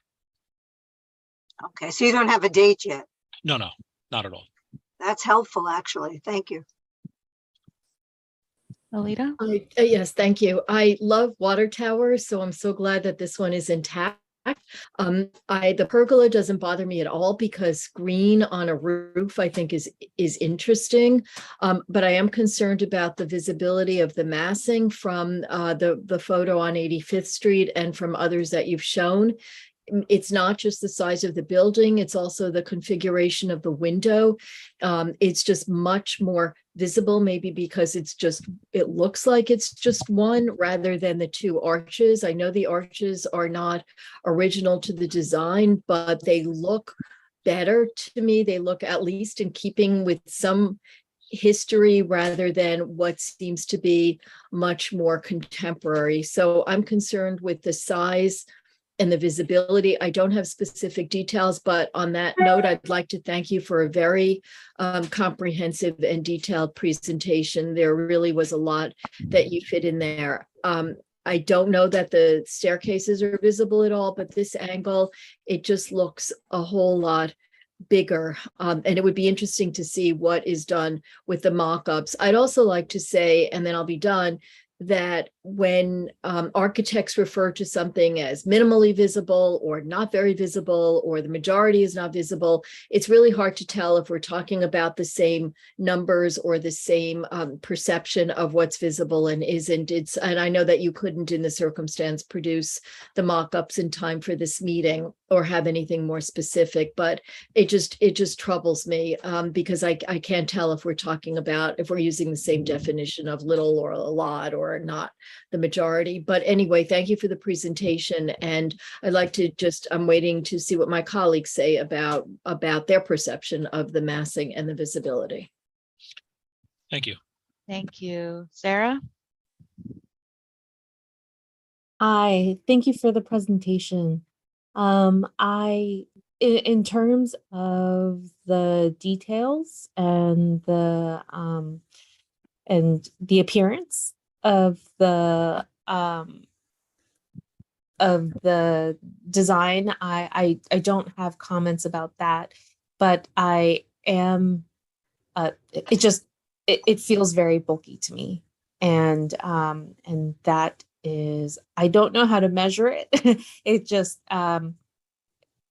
it feels like it's so much more square is the only way that I can explain it. And so it does seem to me like it has a visual impact, but I'm looking forward to hearing from my colleagues about their thoughts. Thank you. Thank you. Anthony?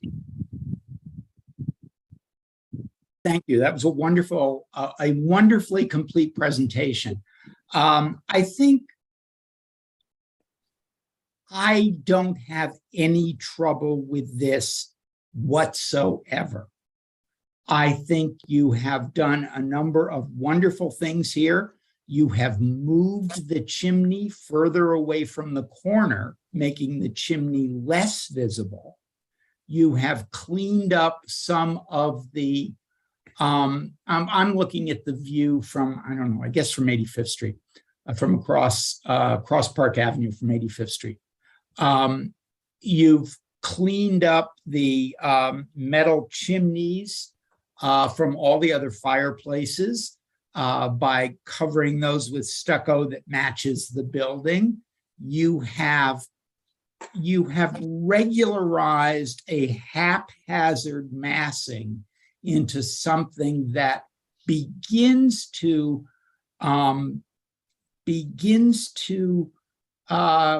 go along with the existing building. And there is nothing magical about the windows in the lower part of that building. Some of them, in fact, are double hungs.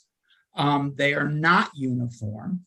And whatever you've done at the top of the building is certainly in no way inconsistent with something that is already inconsistent.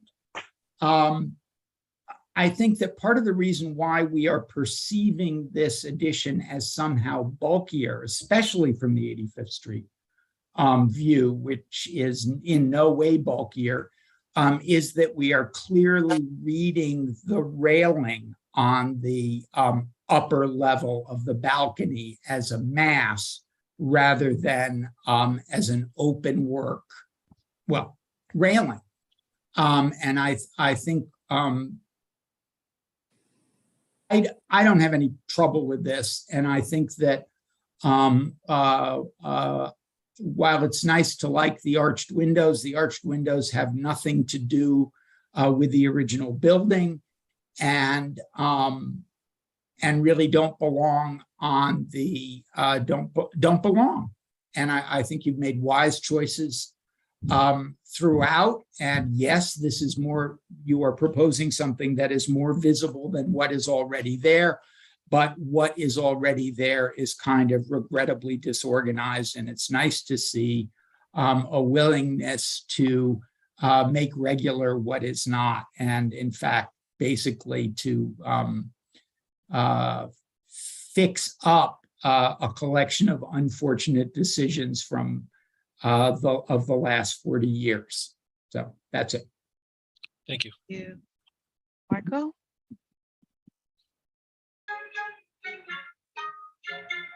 Oh, thank you, David. Well, I'm gonna say that the massing is more organized in the two-story penthouse. Uh, yes, from my point of view, I mean, it looks, people are intimidated every time that they see something that contribute to organize that space.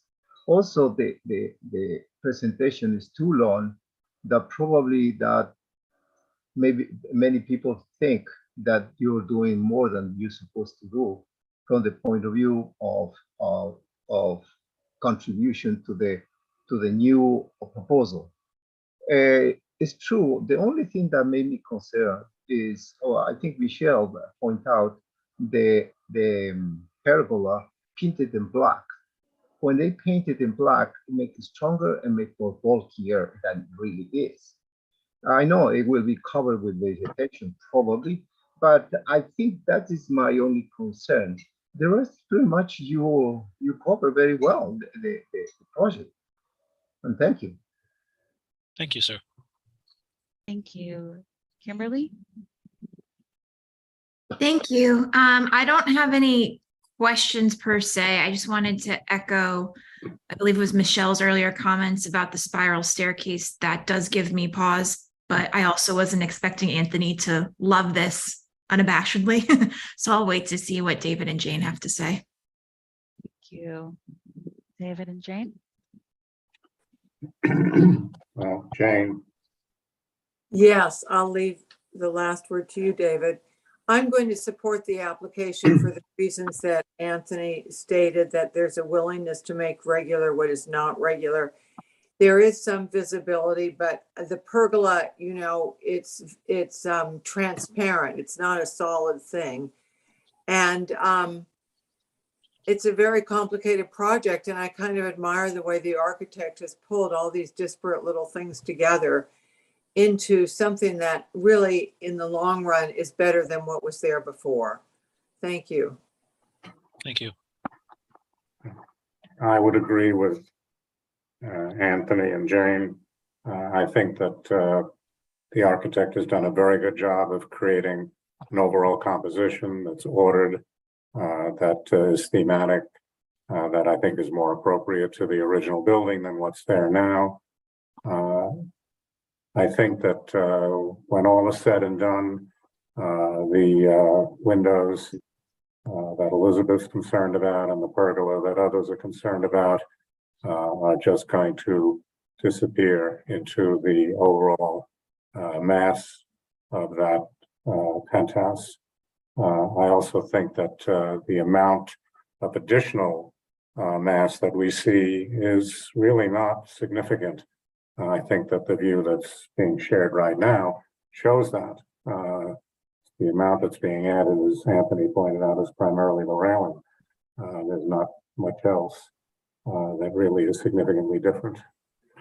So much as I am concerned about seeing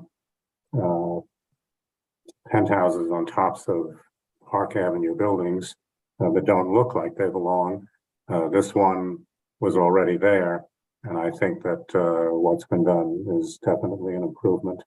So it certainly will have my support. So, Saida, I think we first need a resolution. Michelle? Okay, Michelle?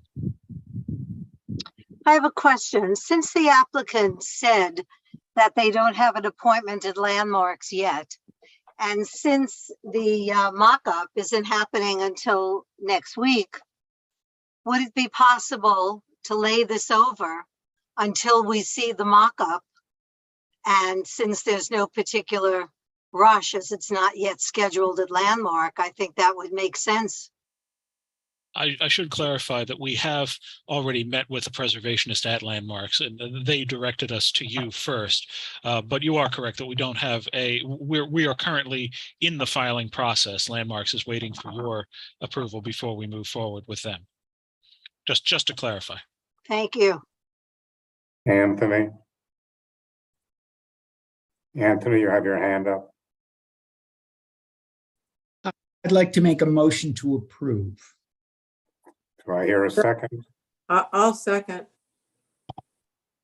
Okay, 1 second while I unmute everyone. I'll only add my own comment, Michelle, in all deference. I don't think the photos of the mock-up are going to change anything because so little is being added. Those mock-up photos won't be significant. But in any event, we have a motion on the floor. It's been seconded. Saida, could you please call the roll? Sure, and everyone just confirm unmuting on your end.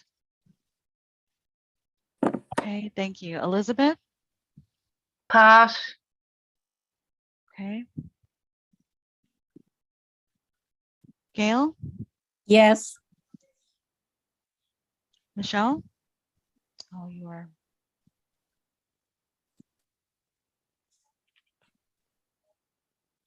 Michelle? I'm going to abstain. Okay. Alita? Yes. Sarah?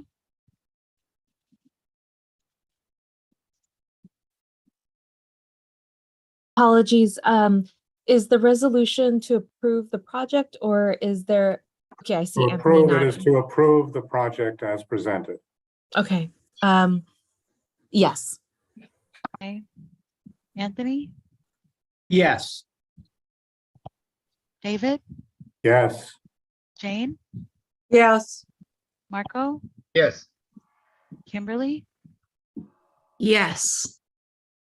Elizabeth? Abstain.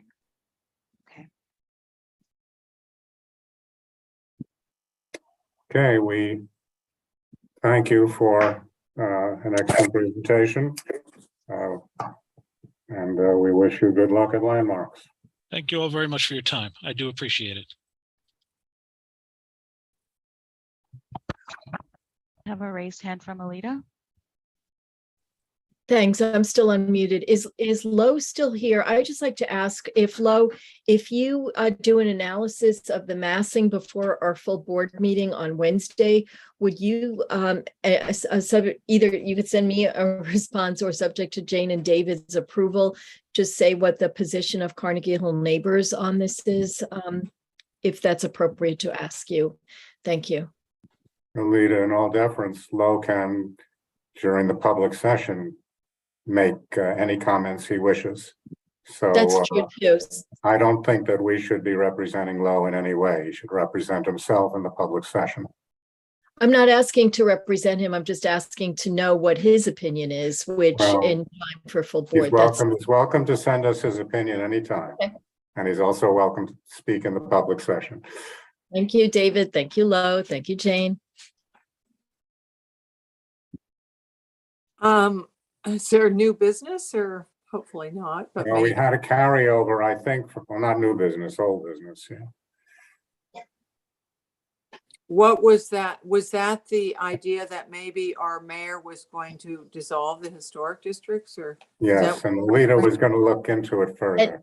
I did do some research. I didn't do either enough research or find anything, but you know what? Tonight is the mayor's first meeting or the DCP's first meeting on making this a city of yes and streamlining or eliminating certain parts of ULURP. So maybe we should see what the result of this meeting is, because I just think that they are out to get historic districts and anything that has that doesn't allow developers to build exactly what they want. You know what my personal opinions about all of this is. So I will do some more research for November and see if I could find anything else. But I'm really curious about what transpired tonight, particularly because we were talking about Dan Garodnick and his both opinions about land use on the Upper East Side, and then countered perhaps by his opinion on the East Midtown rezoning. So I'm very curious about what he's taking and what the mayor is trying to do. So thank you for your patience and thank you for your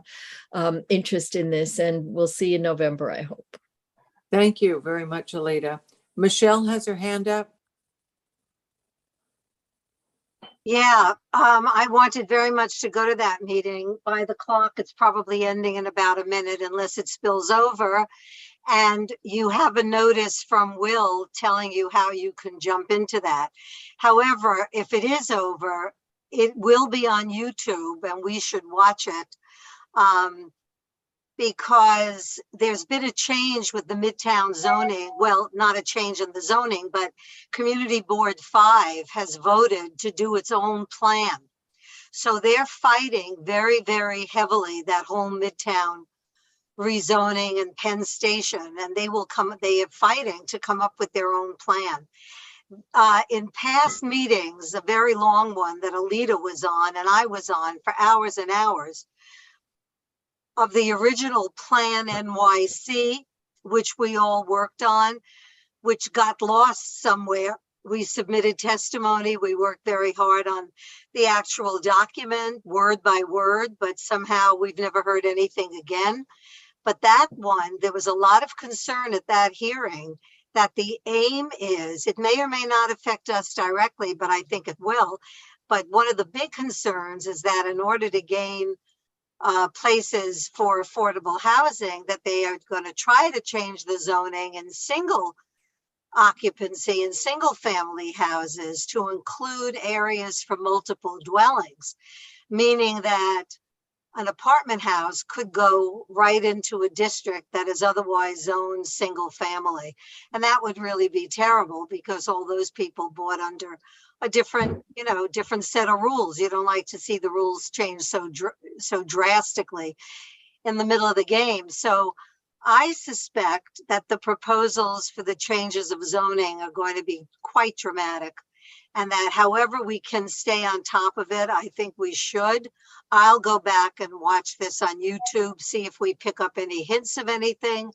There will be subsequent meetings, but I don't know how open they're going to be to everybody's thoughts and testimony. But based on what we hear on YouTube from this meeting, if it seems to invite commentary, if we can't do it as a committee with approval from the board, I suggest we do it individually, just as our own people. But if the committee decides to take it up as a board issue, that's another story.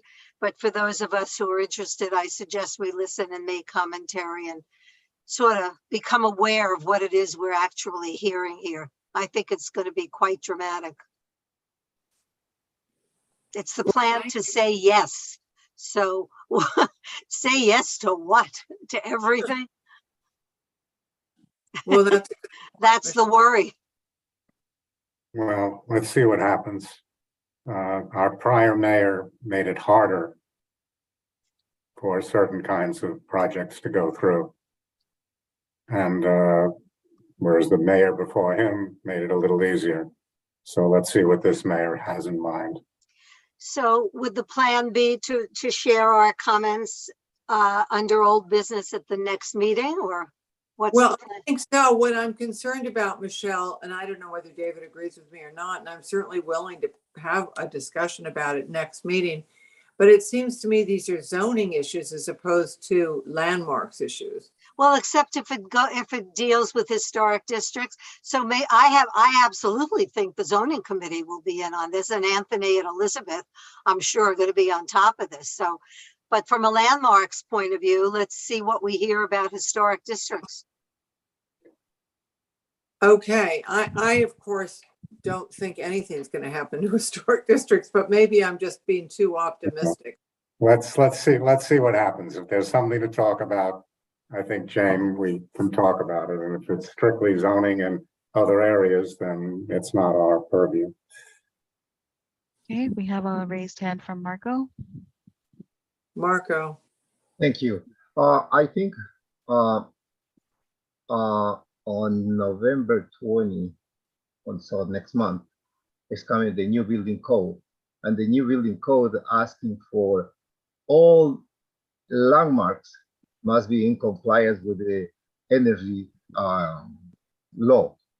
So especially they saying that those buildings, they are exempt the individual landmarks, but those buildings that there are in the historical districts it has to be any extensions or anything must be complied with the energy law. That means is a lot about the windows, a lot about especially the extensions, modifications of the rear yard, and that's is coming next month. I think that's what I would like to share with you. Thank you. Elizabeth, is your hand still up? Your hand's up.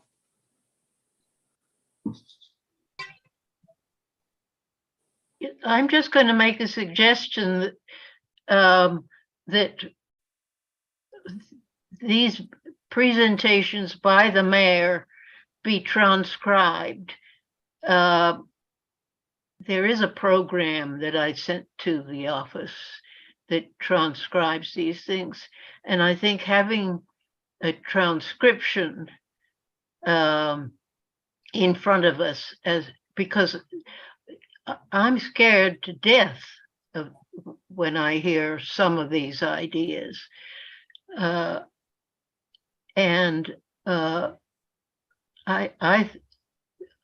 think it's a major something that we and other community boards, I imagine 7 and so would want to join with us. But I think we have to be prepared for the worst and set up so that we can easily be prepared for the worst. Well, thank you, Elizabeth. Is there a move to adjourn or second? So we will bring this up again in November, depending upon what Alita learns, what Elizabeth learns, what's on the YouTube, and what yes really means. So thank you to all, and we'll see you on Wednesday night at the full board meeting. And have faith in Dan Garodnick. Yes. Have a good night, everyone.